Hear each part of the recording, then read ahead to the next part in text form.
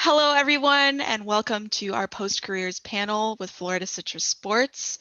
My name is Annabel Zinn, and today I will be speaking with Anthony Scala and Richard Huggan. I am so excited to talk to both of them, and I can't wait to hear what they have to say about careers, resumes, and everything in between. A little bit about me. I am the vice president and co-founder of esports at UCF, which is our student-run esports organization over at the University of Central Florida. Happy to be working with FCS, and I am excited to see what we can do. So first, I'm going to toss it to Anthony. I'd love to hear a little bit more about you, just a brief introduction. And so Yeah, let's do it. yeah, for sure. Thanks, Annabelle, and appreciate the introduction and you moderating this for Richard and myself today. As mentioned, I am Anthony, and I'm the collegiate lead at Evil Geniuses, which essentially means I'm tasked with doing all the programming for what our internship operations are at Evil Geniuses, what that curriculum is, how we mentor students, how we develop them, and then streamline them into full-time opportunities. And then I'm also then responsible for all the programming that we do externally for anyone else in the community, not just in the US, but all of North America and some international programs as well, where we lead a number of different career and professional readiness activations, other competitive things, and kind of a wide variety. So really excited to be here though, and passionate about helping young professionals and people breaking into the space. So turn it over to my dude Richard. Really excited to be on with Hitmarker again.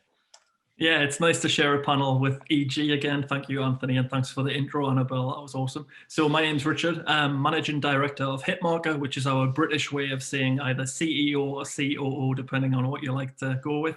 Hitmarker is a jobs board that's specifically aimed at esports companies and video game industry companies now.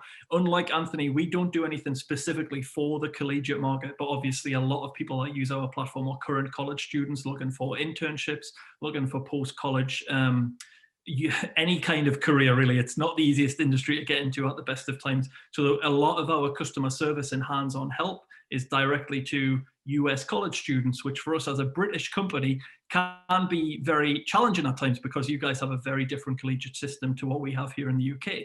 But over the last 3.5 years, I think we've learned an awful lot about the US college space. We work with a lot of universities directly. And what I find, like Annabelle, you just said, you're founder of esports at UCF. We see so many students who have an active role in the college space and take a leadership role that go on to get awesome jobs in esports when they graduate. So hopefully we can talk about how others like you can do that, Annabelle, today.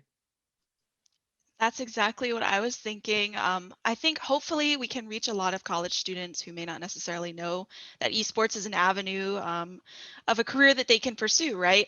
When I started college, I was an engineering major. I didn't think that I was going to pursue esports. And then I just started watching esports and I thought it was really cool. So hopefully we can talk about that. But one of my first questions, we did talk a little bit about collegiate like programs and getting involved, but this is more basic. When you think of esports, are there any specific ways to get involved or learn skills? Do you think that they absolutely have to get involved in their collegiate programs? Give me your thoughts, Anthony. Yeah, it's a great question, and I don't think it's a one size fits all for people though either, right? I think that you don't need to be involved in your esports program necessarily. There's a lot of different skills that I think translate honestly much better into what's happening right now in esports than just blanket experience having worked in esports previously, right? For us, at least at EG, what really drives success are people that are highly innovative, highly entrepreneurial, extremely creative, and they're self owners. And that's because, as all of us know, and we're all in the esports space, it is insanely quick moving right now. It changes even quicker. And to function very well in those types of roles, then you have to be somebody who exhibits those traits I just mentioned. So I don't think it's a precursor requirement though that you need to be involved in esports necessarily. It's a bonus if you have those traits and you can do all those things above. But I think to the point of students being involved and seeing those opportunities, I think that there is an extremely great correlation right now between students that we have found a ton of success with and those that are currently student leaders on a campus program or have taken on that ownership of I'm going to build this or I'm going to develop this either myself or with a group of people, because in that scenario, even if you succeed, obviously it's great, but even if you fail, you still are going to take away so much more experience and value to what you're able to offer then to the next project or the next company or the next whatever it might be, because of what you just went through and what you're able to experience. So I don't think it's a one size fits all, but I mean, Richard, I'd be super curious to hear from your side of it too, right? I mean, I know your platform, you pretty much hold all the gaming and esports jobs, right? So you probably see a ton of different companies and get tons of feedback from students and stuff too. But I mean, have you seen any consistencies really for what students kind of get into those roles, more macro speaking? Yeah, I think you took the word that came to my mind as soon as Annabelle asked the question, which is correlation. And I think when you hit on it, everyone probably saw me smile, because I was like, when we see hiring processes and when people ask us to be involved in hiring processes, and it's for startup companies specifically based in the US who are looking for project management type roles or senior marketing type roles, especially event production roles and things of those nature, there's a huge correlation, exactly as you said, between student leaders and people who tend to end up on the top of those piles to at least make it to interview. Because I think it's so hard to get foundational experience in esports in a professional capacity that college gives you the perfect alternative and the perfect excuse to go and do something that's a little bit more structured. You don't have to found your organization like Annabelle did. You don't necessarily have to be the VP. You could be the treasurer. You could just be a player on the team. You could be someone who does some shoutcasting. There's very few opportunities, especially in, let's just pull some locations out of interest, because we might as well use some data, seeing as you've got me on the panel. Last year, 50% of all esports jobs were based in California. All esports jobs that we found in the English language across England, Australia, Canada, USA, over half are in California. So typically, if you're in any other state in the US, it's pretty difficult to get hands-on professional experience in esports, which makes the college's role in kind of giving kids and students that first experience even more important, because ultimately the alternative is to volunteer for maybe what people call bedroom organizations or community groups, where it might be a group of streamers who've come together to build a brand and to try and do something like that. But that's never kind of structured. It never has hierarchy to it in any necessary sense, and it's really just a collection of people who are dedicating time.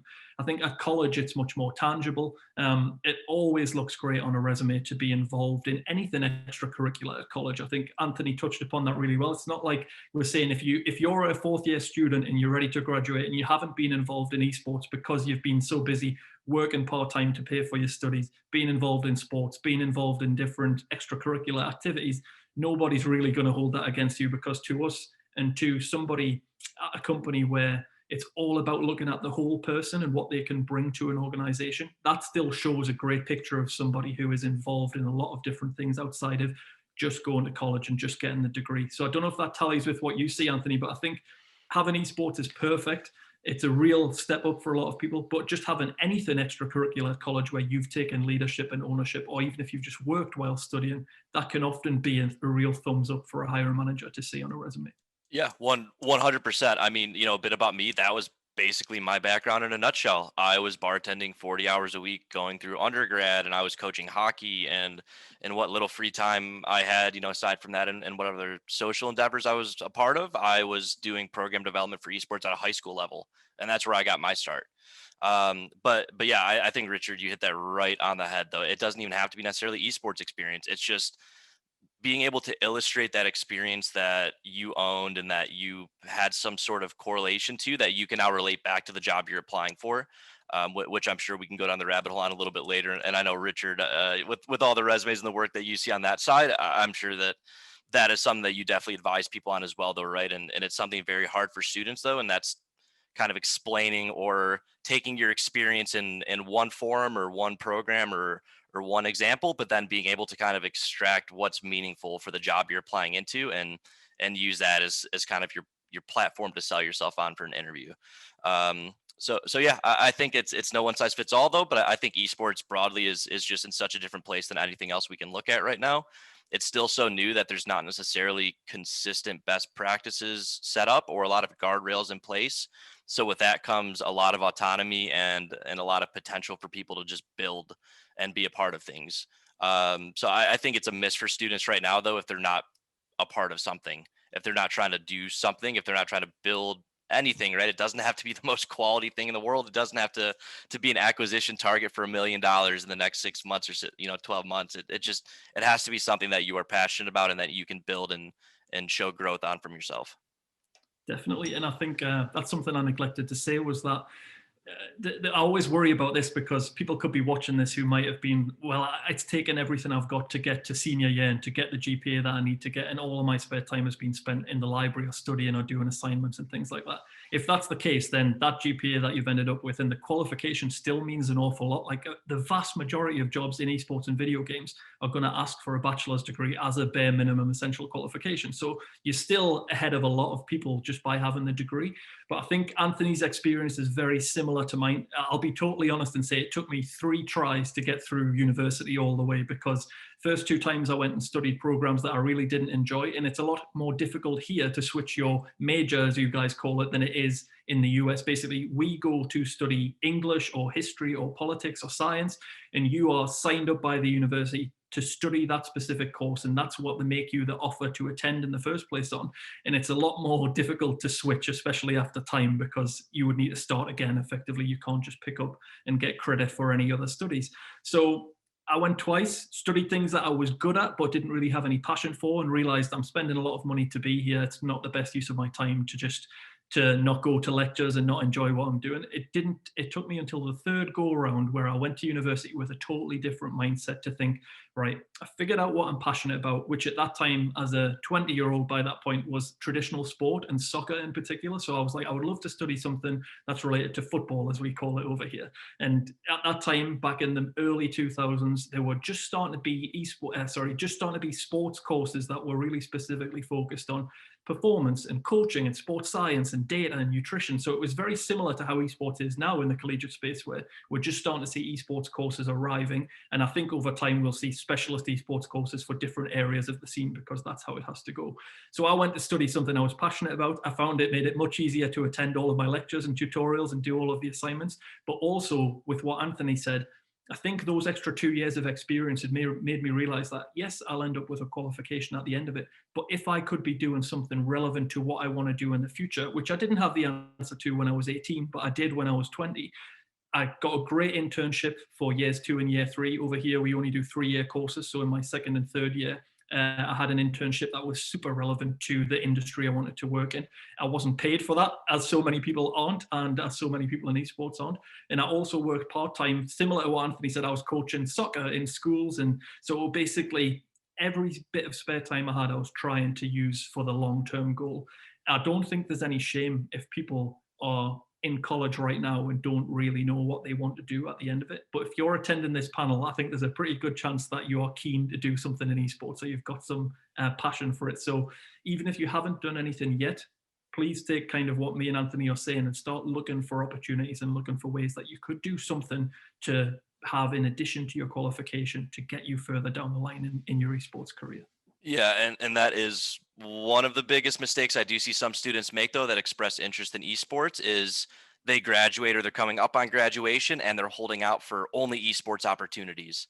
And I am of the belief, though, that especially when you're starting out your career, there is really going to be no bad experience, right? There's a certain point where, yes, it could be bad experience, absolutely, but you are still so new in your career. You still have so many skills to refine that you should be, in theory, really able to take something meaningful away from any new job that you kind of take on it, especially post grad. And I encourage students though as well, right? Try to identify, okay, if I'm not having a ton of traction getting into esports right now, why not? Right? Is it a certain skill I'm lacking? Am I trying to go into video production and I don't simply have enough experience? Do I want to go into, partnerships and sales and I've never had a sales job before? Right? Like, what are these things, these gaps that you have in your resume or in your own skill set that's holding you back from these opportunities? And then go find an industry parallel, though. I did IT recruiting. I've done 100 other things before, and those skills translate so flawlessly into this market right now, right? I think everyone focuses on content production and marketing and broadcasting and that kind of stuff more so, but there's a lot of other jobs that translate out. Go get a sales job, go take some project management courses, right? Go learn a little bit about SEO or Google AdWords certification or something, right? There's so many ways to kind of meet that need and fill those buckets up to make you a better eligible candidate for a lot of these esports roles. So don't have the short-sighted approach of I have to work in esports right now this second, right? If it wasn't happening for me right now, that's fine. I have a long-term plan and I was going to be here eventually likely, but whether that was 2 years or 20 years, it was kind of indifferent to me. It was more so as long as I was, one of the phrases, it's an HR term. I'm a boring HR major, by the way. So everyone has random degrees, right? But I'm a boring HR major. And one of the terms they use is tour towards, your targeted pay you want to get. But we've kind of rebranded that to use as long as you're going to or towards your targeted goal, it's worth whatever you are doing. So students starting out though, if you can be in esports right away when you graduate, awesome. That's incredible. If not though, don't be discouraged. Do almost anything that helps refine and reinforce a skill that translates back out. But just keep in mind, as long as that opportunity is pathing to or towards whatever that bigger targeted goal is for you, it's worth it. So don't be discouraged about it. Yeah, I think that's a great pickup. Thanks again for filling in that gap. Just to illustrate that really clearly, we have the similar discussion where we say very few people are lucky enough for their professional trajectory to be a straight line that just goes up from high school through college through to the job that they always dreamed about doing. If you can do that, and it does happen, it's amazing, and that's all power to you. But most people go up and sideways and up a bit again, maybe back a bit again, sideways again, until you find your path. And that's exactly what Anthony just said. Transferable skills are becoming so important now. The industry's getting bigger. There's more need for different ways of thinking and different skills that are probably quite difficult to learn only in esports. There's a lot that translates from entertainment and sport in different areas. But to speak to what Anthony just said, you could be in IT, you could be in a different area. So much of what you will learn in your environment and just being part of a team and part of a working culture translates. And the more professional people that come into the scene long term, the better the scene will be.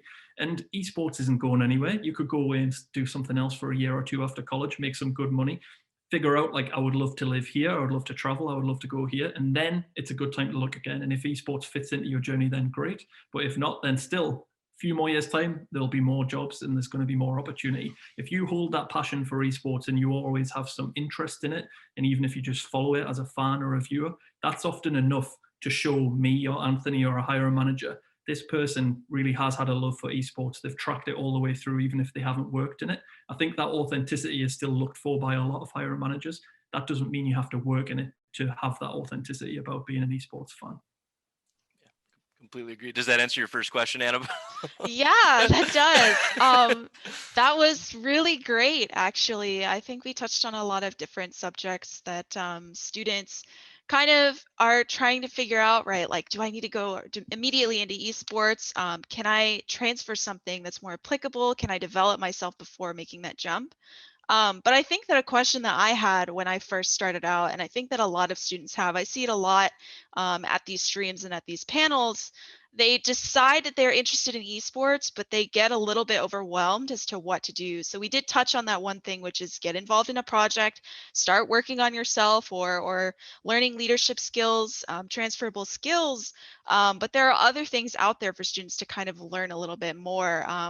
Things that come to my head immediately, working on your networking, which might be a topic that we can touch on a little bit, getting to know like other people and talking esports. And then the other thing that I can think of is interviewing skills, like your resume, knowing how to talk to somebody, those kinds of things. So I thought, why don't we start with networking, getting to know other people? I think a lot of students don't realize that there are tons of people out there that are interested in esports. At UCF alone, we have a board of 7 officers, over 20 staff members, and over 80 players. So there's definitely people out there. So Anthony, I was wondering, do you have any advice for students on how to network, get to know other people? And do you think networking is super important to esports? I mean, I don't even think it's just esports. I think networking is arguably the most important thing there is in business, really, right? It leads to more business, it leads to opportunity, it leads to everything. In esports specifically, though, I mean, my general networking advice to people is, be direct and to the point when you're making cold calls or when you're reaching out. Don't be, offensive or aggressive or pushy on it. If somebody doesn't reply, they don't reply. It is what it is. I always try to make a point personally of replying to every DM I get, whether it's LinkedIn or Discord or whatever it might be. As you know, Richard knows, being full time in this industry, it's always a sprint that you're in day to day. So things get lost in translation and shuffled around. But I know I personally always try to reply to people. But on that side of it, don't ever be afraid to reach out. I mean, worst case, what, they don't reply or they say no to whatever your ask is, and you're where you were 30 seconds prior, and it's not a big deal, right? But I would much rather do that than just live in the fear of the unknown, I guess, or rather just live with that kind of, once again, paralysis of, oh well, here's how I think it's going to go, right? Or here's what I think is going to happen. Just full send it, right? Just do it. And I do think that that's kind of a larger thing that we see in esports, though, is people they like to talk about a lot of things they want to do, or they like to tell you what they're going to do, and then they seldom will translate that to doing it or showing you. And so I guess that's always the breakdown for people. But I think networking is absolutely huge. There is never a bad person to meet, honestly. Like you never know how connections are gonna kind of fracture out for you and lead to your opportunities. I know that we offer certain things in our server, though. We do networking nights where you can come and meet EG professionals or other industry leaders as well. We do a wealth of things on that side, and there's some other organizations that do some really, really great stuff too. But my biggest advice is just reach out to people, kind of full send it honestly, and as long as you're doing it the right way and you're not doing it in kind of an annoying or non-professional way with your language or how you're sending that message. But that's usually what I tell students to do, and especially, though, I mean, be calculated with it, right? If I know, try to be objective about your skills and what you want to go into. I draw a stick figure best case scenario when I'm doing anything artistic, right? So it's highly unlikely I'm pursuing a career in graphic design or something else similarly related. So a lot of my networking is going to be targeted more towards areas that I'm actually interested in, though. So I also encourage students try to be as pinpointed as possible, for whether it's a job you want, try to talk to those people to get informational interviews, or if it's just stuff you want to know more about, right? Or if we talked a little bit earlier about everyone has those skills they need to reinforce to take that next step in their career. And so trying to identify who are people that have these skills, who are people that have done this. I would love to get their experience and their take on it. So that's usually my advice. But Richard, I would love your thoughts on all things networking, especially in the country difference too. I'm not sure if it changes really, like US to Yeah, your area. I definitely think there's a cultural difference. I think the US, you guys tend to be much more go-getting than we are. Just as not to generalize too much, but the British are famous for stiff upper lip politeness, maybe being a little bit more withdrawn. I've spent a lot of time in the US, and I think people definitely do see that it's a bit more of a reserved culture here, and then even more so if we're talking Far East and different cultures like that, where it's very much based in respect and knowing people before being able to do business. To bring it back, Annabel, you touched upon something great in your question where you talked about people kind of figuring out where they want to go and what they want to learn and what they want to do. And you picked up on Anthony mentioning that, because that, I think, is the question that a lot of people haven't answered before they make this reach out and network with someone like me or Anthony. And it's really hard for us to help somebody who just comes to us and says, I would love to work in esports, and that's it. Can I have 15 minutes or 30 minutes of your time to talk about working in esports? That is probably the most common message that I get and that we get at Hitmarker in terms of the team from a customer service perspective. Our first bit of advice, and hopefully this can give everyone watching like a jump start, is we always think of it as a triangle, and it's a really common thing in recruitment. I'm sure Anthony's come across it before, where you try and look inward, reflect a little bit, bring in friends, family, colleagues, teachers, tutors, if you can, if you're lucky enough to have those people in your circle who'll be honest with you. Think about, what are you good at doing? So for me, back at school, very clearly I was good at English and writing and things, maybe not so strong at art either, absolutely terrible at art, and different things where I would have to use my hands, like woodwork. Definitely the most impractical person you might ever meet. So think about, what have you always enjoyed doing throughout school and throughout college? What skills do you enjoy doing? What do you spend, other than gaming, right? We all spend time gaming and whenever we can. Other than gaming, what do you dedicate your time to when you have time to dedicate to something? I used to be interested in creative writing. I used to do little bits and pieces when I was a teenager. Very embarrassing stuff, but stuff that I think was good because I was like exploring a talent that I had. So what do you enjoy doing? sorry, what are you good at doing? What do you enjoy doing is the second thing. There's a big overlap there between in terms of importance. If you can narrow down something like, I'm very extroverted, I love talking, I'm really passionate about League of Legends or Dota, and I feel like I have a lot of knowledge, so I feel like I could be a shoutcaster. This is just using a very generic esports example.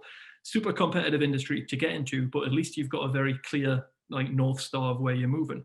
And then it makes this, what everything Anthony said is perfectly right, but you have to kind of have that North Star in mind before you go to the networking stage, I think, because then you'll know exactly who you should be approaching. So let's keep the casting example. It's very easy to find all of the major casters across all regions, across all social media. They're probably among the least likely group of people to respond just because they are so busy. They probably get in, they are personalities and celebrities in their own right for a lot of times. But if you move further down the chain, I'm sure that you meet ones who are at maybe a tier 2 level, tier 3 level, who are on a similar journey to you, who will be willing to help. Like we have a guy in our team who is quite a well-known caster in the UK scene. And anytime we get any kind of production related shoutcasting question where like you have to connect with Will, he'll be happy to help. He'll pass you on to other people in his network. He's part of some very secretive Discord servers where only casters are allowed and things like that. It's like getting into those little magic circles is definitely a great way to do it if you can get there. But I think until you know at least a broad strokes picture of like, I'm pretty good at writing, so I think long term my future lies in journalism or marketing or copywriting or PR. There's like, you have to start mapping your skills. If people struggle with the practical side of that, what we say is the easiest way to find out the intersection between what you're good at and what you enjoy doing is just coming up with lists. So it could be like, I'm good at writing, I enjoy writing, that's really easy. Go searching on job sites, not just ours, on any job site, and look at the roles and requirements of a job that is focused, that has writing involved. It will probably take an hour or two of time to do this as a research task for people, but the time you will save in the long run by just having some idea of where you're moving towards can be massively helpful. Then you can come to me or an esports journalist like Adam Fitch or somebody who is very approachable and I know helps people regularly. I think I'm a really good writer. I'm not sure where to get started in terms of an outlet. I think esports has a bad rap community-wise because it can be a pretty brutal community on the whole in terms of if you're on the outside looking in. What we find is when we say, go and connect with person X, person Y, without even telling person X or person Y that we're sending someone their direction. Sometimes we do, a lot of times.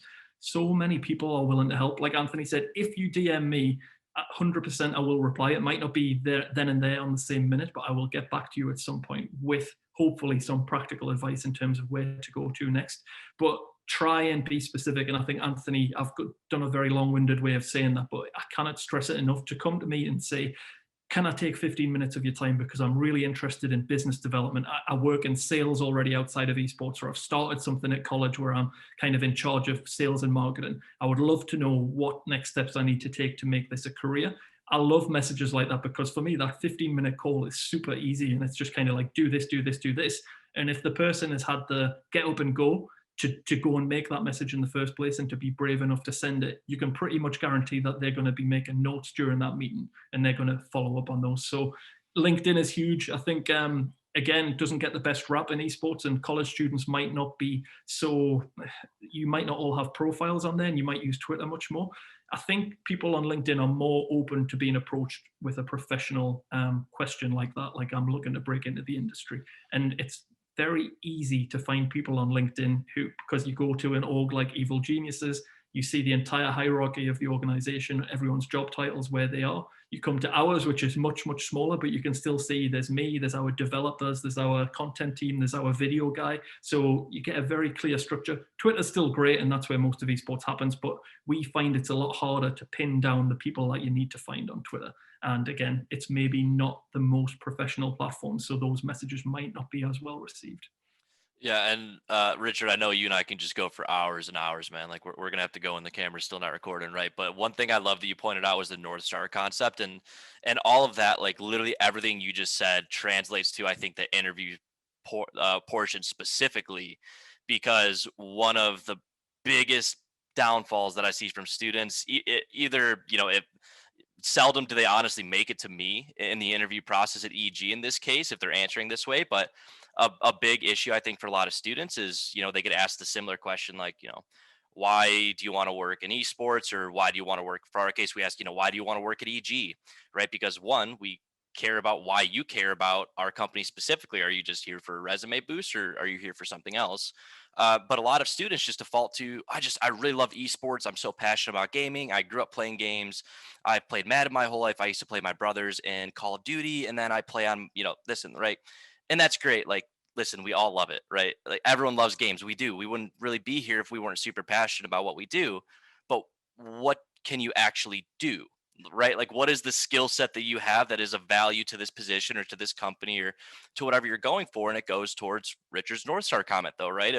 If you trace it back to that outreach step and you can't even really tangibly answer the areas of interest at that point, I have a hard time believing that you can give us any sort of specificity for the areas you excel in or that you're interested in that apply to the role specifically.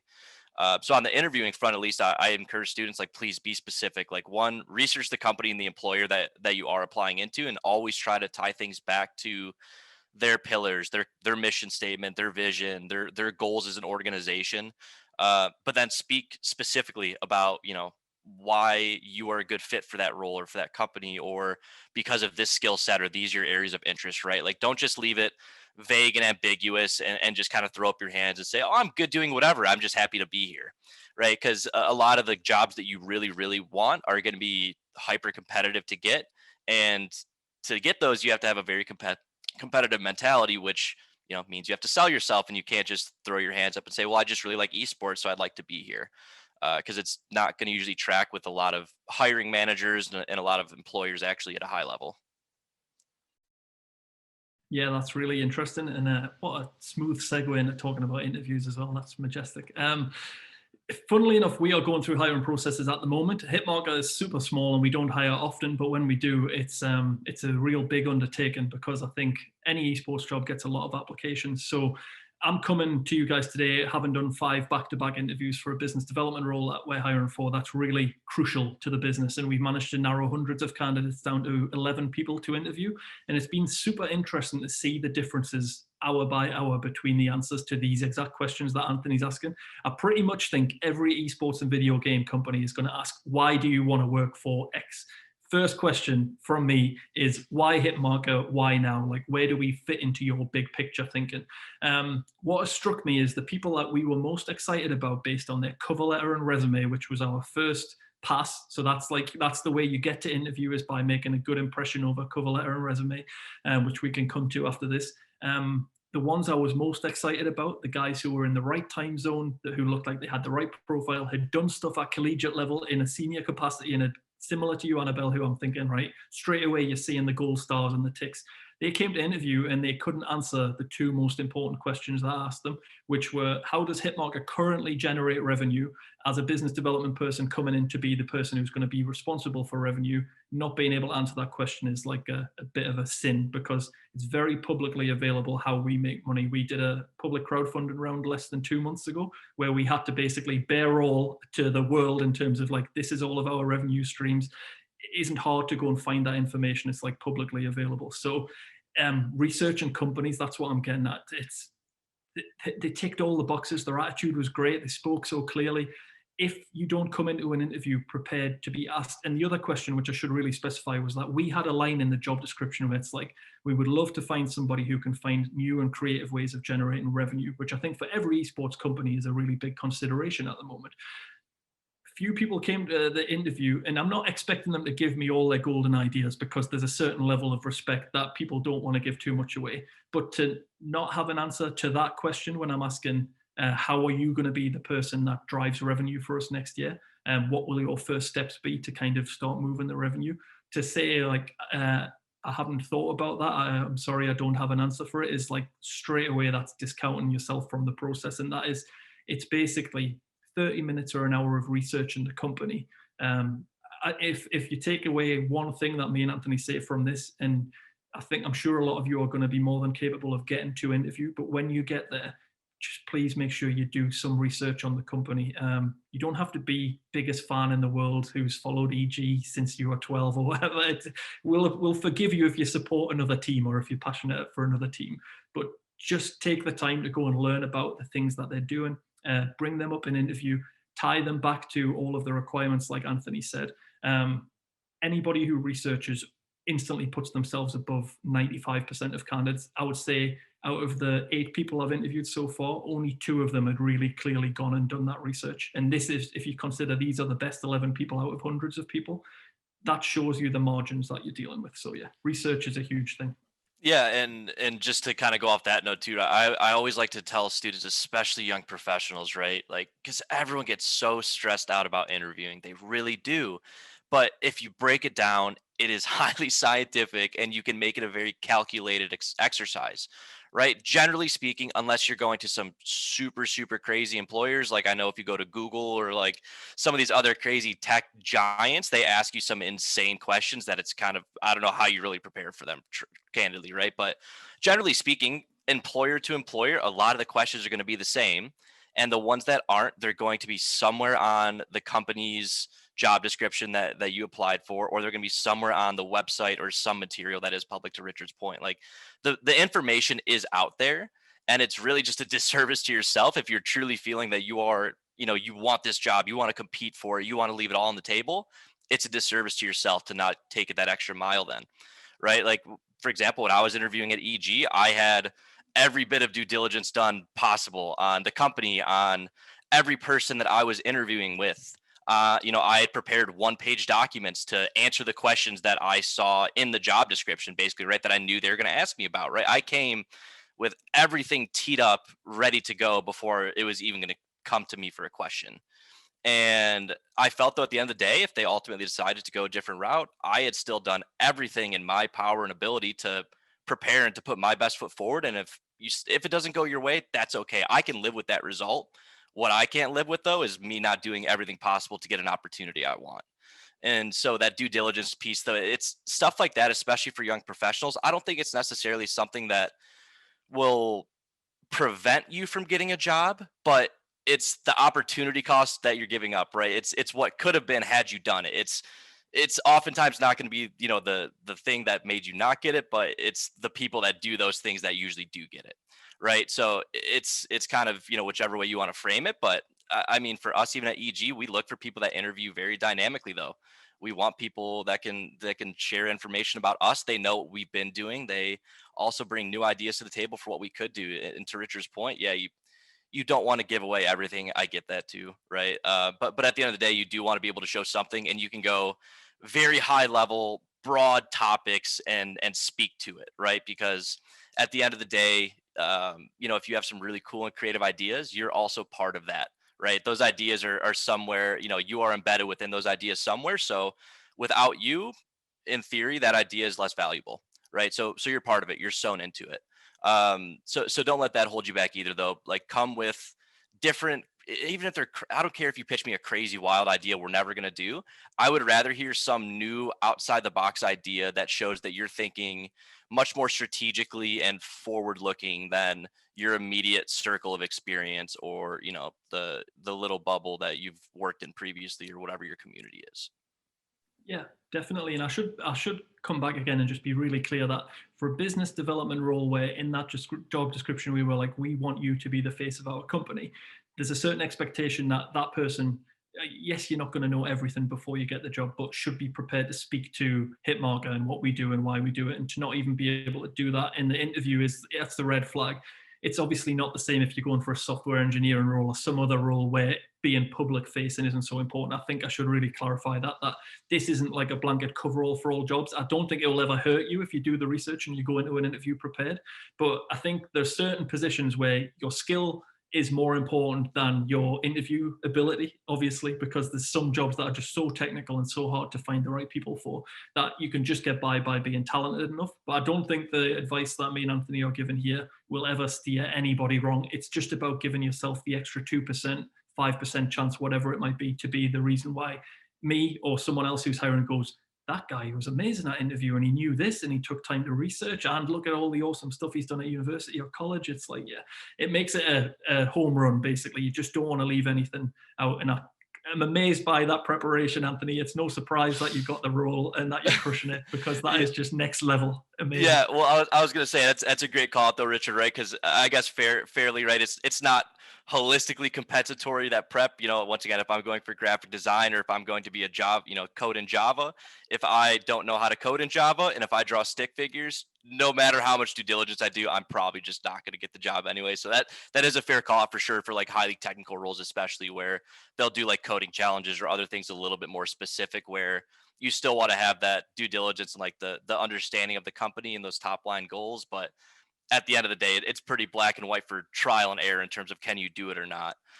So yeah, it's definitely a great call out for sure, Richard. Yeah, I just thought we shouldn't leave that because we might have software engineering guys just watching. Yeah, I'm awesome at coding. Why do I need to go and spend all the time doing all that research? Right. But to get there, and Annabel, sorry, I know we talked about. Are we going to jump in? Do you want us to talk about resumes a little bit now and how you even get to the interview stage? I think that's probably going to be the last thing that we're going to cover, just with the amount of time that we have. But a lot of students get really nervous about resumes. They think it's like the end all be all. In some cases it is, but I think as a student myself, my experience and part of being like successful in that way and applying to companies was the resume I had 3 months ago looks completely different to the one I have now.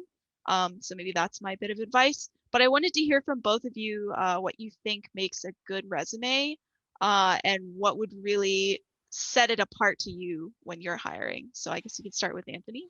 Yeah, and I'll keep this one kind of brief because I'd love to hear from Richard specifically on this. I mean, for me, like once again, it needs to be cleanly formatted. It needs to be symmetrical. It needs to be thoughtful and I guess highly descriptive in nature. Right. I always tell people, don't let a recruiter, don't give the recruiter the ability to interpret anything on your behalf from your resume, right? Don't leave it up for interpretation. Don't leave it ambiguous. It should be highly pinpointed and specific. It should be, here's what happened. Here's, here was the exact metric or the number that ties to in these things. One note on resumes though, and this kind of ties to, I guess, the networking component a little bit as well. I think like even, and this is just like for us too, and I know that other companies do similar stuff in terms of like resume reviews or networking nights, not even just esports, but broadly. If you're looking for a role or if you're interested in a company and they do things like that, if they have campus recruiters or, if they do things like we do at EG and we do networking nights, if you want a job and if you want that job that we're really, referencing here, like show up to that stuff. So it is unbelievable, right? Like you are putting yourself in front of the people that are making that selection and that are carrying out that process. And I think we have our next group of interns starting here shortly, and there is somebody on this call that is part of that group, and I'll let process of elimination probably sort through what that looks like. But within that individual also had come to our networking nights before and had met us and had met our director of esports and all the people you interview with. And it's not a guarantee that you get in that way, but why wouldn't you want your resume to look and emulate the way that, get the feedback from the people that are looking at it and are judging it. So go to them and build it off that way. And that's just kind of my advice. So like, I know we offer that kind of programming, and I know that tons of other companies, especially in the tech industry, have campus recruiters and stuff. Like, you're doing yourself once again a disservice by not at least putting your name in front of the recruiter. That's the first step, and figuring out exactly what they look for and how they look for it. Yeah, that's great. And I think what that touches on is how personal the resume is to each company and how nobody evaluates a resume in the same way. It changes on a role by role basis. It changes on the level of role that you're applying for in terms of the experience demand behind it. And it changes on the organization. What we do at Hitmarker is we try and collate all of this mass of information about what people's preferences are to try and come up with at least some basic general formula to what makes a good esports or video game resume. That's not an easy thing to do, and I don't think that we have on our website like a career advice section where we have a step-by-step guide to making your first resume in particular, because I think that's what people really find difficult. And we've got a cover letter guide on there as well, which I think people also struggle with a lot, is the cover letter. But on the resume side, the general stuff that we tend to go for is more around the fundamentals of a resume, because like Anthony said, the clean formatting and having it neat and making it all very easy to read is super important, because typically research shows that hiring managers and recruiters and HR people are very busy. They often get a lot of applications. At the biggest companies, it'll typically be AI that's reading the resume in the first instance. So that's why the formatting and the cleanness and having it in a PDF most typically becomes the real important thing, because it's actually a machine reading it at times first rather than a person. But when it's a person reading it, you might only get a matter of seconds because they're so adept at what they do. They know what they're looking for. Like probably when Anthony was an IT recruiter, his eyes can scan a document very quickly, and he's looking for some very certain things depending on what that role is.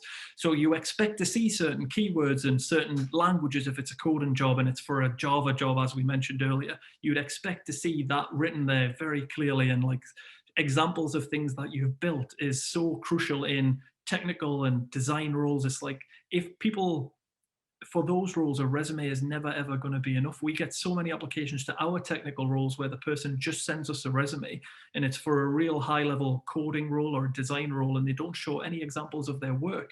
That's a major miss, because it's like we have to see what you can produce. The alternative is me then having to now email you to ask if you have an online portfolio or a repository or a GitHub that I can go and look at. How likely is it that every hiring manager is going to take the time to do that? Probably very unlikely, because they'll never even give you that chance to say, we like the resume, we liked your cover letter, but you didn't share any examples of work. Resume wise, just to give our top tips in terms of the real basics, because Anthony's covered the essential bits.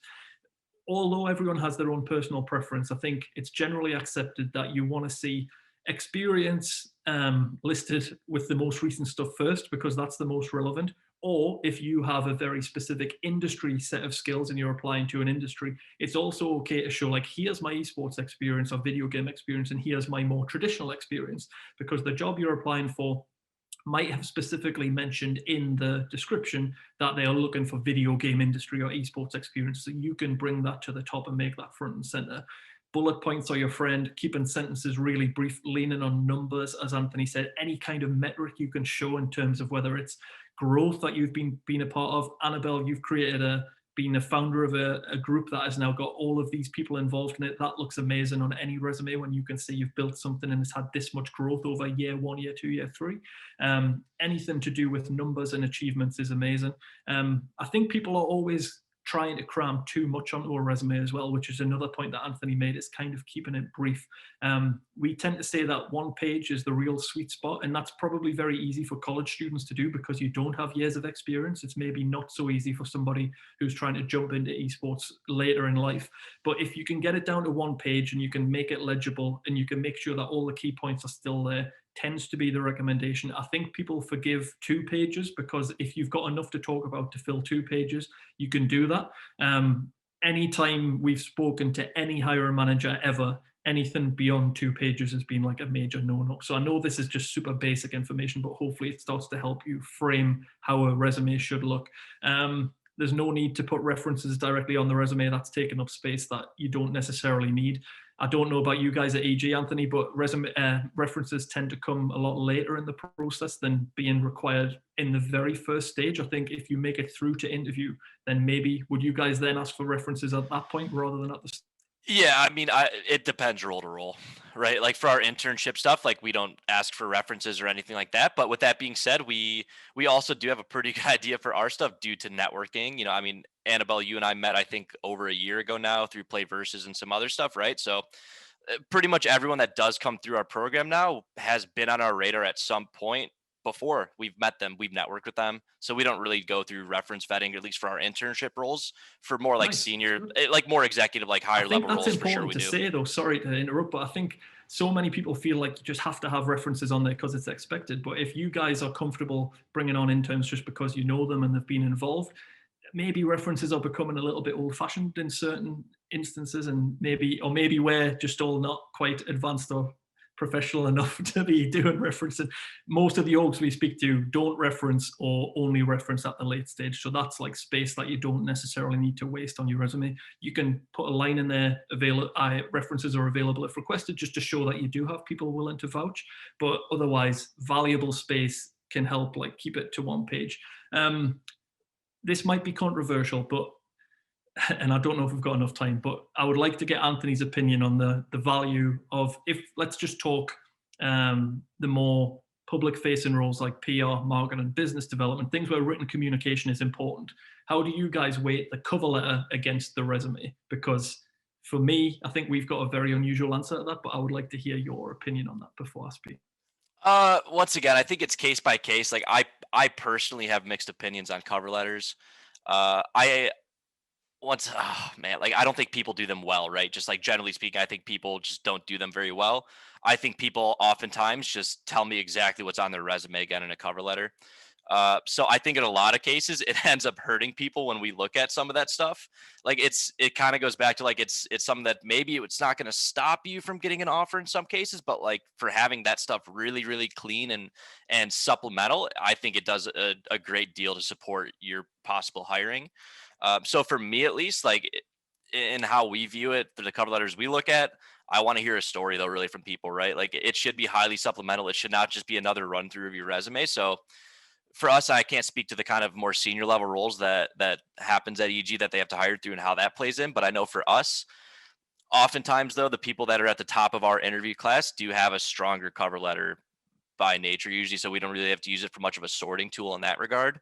But I definitely do see usually a stark difference between kind of the top percent of our applicant pool versus the rest of them in terms of even how they approach something like a cover letter, and either is it more of a story and a supplement tool to let me know more about who they are as a person and how they fit here, or is it just their resume in long form?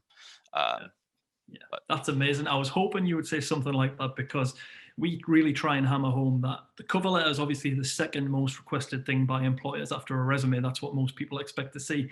And yes, a lot of it is just asked for because it's expected, but you've really hit the nail on the head that I think students in particular, when you don't have the experience and the track record to make your resume look amazing because I've been at all of these different companies and done all of these awesome things, the cover letter is your only real chance in an application process to show some personality and to show the passion and the knowledge that you might not get a chance to demonstrate otherwise. So I'm really happy to hear that someone as big as EG, especially at the internship and collegiate level, is looking for people who are able to use the cover letter as a separation from the resume. You can lean on bits from the resume and talk more about them. But if you think of the resume as a document that should just be brass facts about what you've done and what you've achieved, cover letter is your chance to be, e.g., this is why I want to work for you guys. I think I can bring this to the table, X, Y, and Z. I might have done X, Y, and Z in the past. Just use it in a line or two. You don't have to make it like I did this, then I did this, then I did this. To me, when we hire for roles, we often lean on the cover letter more than the resume because I think resumes can be open to being fudged somewhat at times. It's difficult for us to verify the information on a resume, but it's very hard for people to trick us in a cover letter. Like we can feel the passion come through. You can feel the knowledge about esports or about the company. They've clearly followed our company for a while. And if EG are also open to people being a bit more assertive and risk taking, I would say, to take a risk and to put that onto a cover letter. Is that what you mean, Anthony? You guys look for stuff that pops off the page a little bit and kind of tells you a story about the yeah, person? without a doubt, right? Because at the end of the day, I'm hiring based off who's in front of me in terms of what kind of person you are. Are you a culture complement for evil geniuses first and foremost? And I mean, to your exact point, like I banked on this exact thing that Richard's talking about when I was starting my career. Though it took a minute. Like my resume quickly went from like, oh God, how do I fill up one page to I have enough for 2 pages because I just jammed a bunch of stuff in, like 4 internships simultaneously and got crazy at a certain point. But for a while there, I didn't have a ton of great experience to put on my resume going through school because once again, I was working, 2 full-time job basically to get through.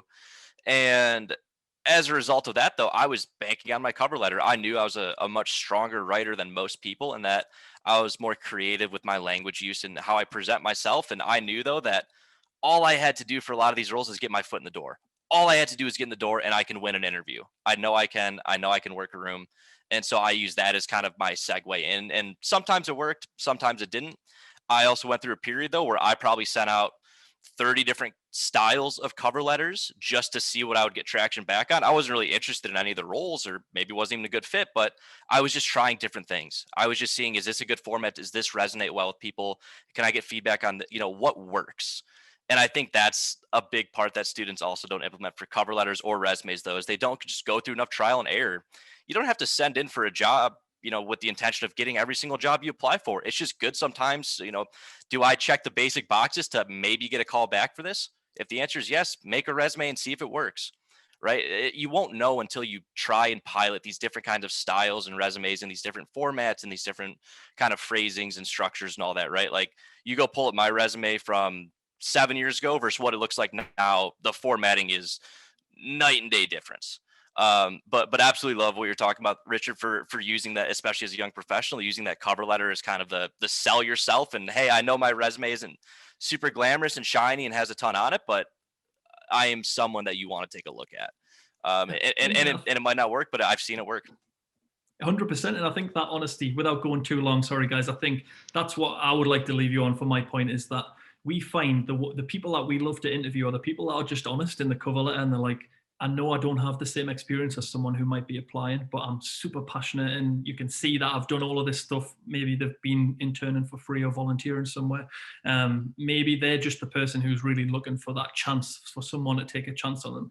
The cover letter is resumes are much of a muchness. Okay, you can only put on your resume what you've done. Your cover letter is often the first thing an employer will see, or a potential employer will see, and it's your chance to make a memorable, lasting impression. A lot of hiring is just about standing out from the crowd because it's so competitive out there. So cover letter guides, like I said, we've got stuff on Hitmarker. You can hit our team up. Anyone's happy to help you. EG as well, Anthony, I'll let you speak to the events you guys do, but just testing different things and taking different opinions on board. I think cover letters are massively undervalued and can really be a little weapon that you've got that other people won't have. Definitely. And thank you to both of you for offering such great responses. We really had a good conversation here, and I'm really happy that Florida Citrus was able to put this together, bring us together so we could talk about this, since I know it's such a big topic, especially for a lot of students. So again, shout out to Florida Citrus Sports. Thank you for having us here for this panel. And Well, Annabelle, but we can't let you go that easily. So, I mean, Richard and I did a lot of talking today, but you are someone who has been in esports. You now have a new internship you're starting. What has been the secrets for you though, right? Like, how have you done, or how have you gone about that? We talked a lot about networking and resume, everything, right? Just getting the job in esports. So from your side, someone who is in that role, someone who is doing it as a peer for people likely tuning in for this, what has your experience been? I think something that really set me apart, obviously I changed my major, I got involved in our program, and I really did put in the work. But I think what is really important is showing people that you're genuinely interested in esports, that you really want to make a difference, or that you're interested in going to a higher level, working hard on something. Those are things that I relied on all the time, because I know that I'm passionate about esports. I know that I can learn what I need to learn. And that I just have a great time doing it. And who doesn't want to hire somebody who's going to have a great time at work? So those are things that I really relied on: meeting other people, talking to other people. Don't be afraid. You don't have to be 100% confident when you start, but just giving yourself a pat on the back, or, hey, I did a call with this person and, I was only a little bit awkward. That's better than really awkward. So those are some of the things that I really did. And I also just talked to people, ask questions. For any viewers, if you're interested, you can always reach out to my club, Esports UCF, or just me in general. I'm always happy to talk to you. Anthony and Richard are also offering that, as we saw earlier. So yeah, I think those are my tidbits of advice. So I hope that was good enough. Yeah, cool. Sorry, couldn't let us break without throwing you on the spot too. It's been the Richard and Anthony show. It feels like it's just me and him talking with half the time unprompted. It's just us going down a rabbit hole. It feels like, or a tangent on something esports. So had to get your take though. So thanks, Annabelle. Yeah, there's definitely no substitute from hearing it from someone who's actually done it. It's amazing. Great stuff. So thank you again to Florida Citrus Sports for putting this together. Thank you to Full Sail for producing this as well. And again, Esports at UCF, super happy to be invited. And that's going to be it for our panel. So thanks so much for tuning in.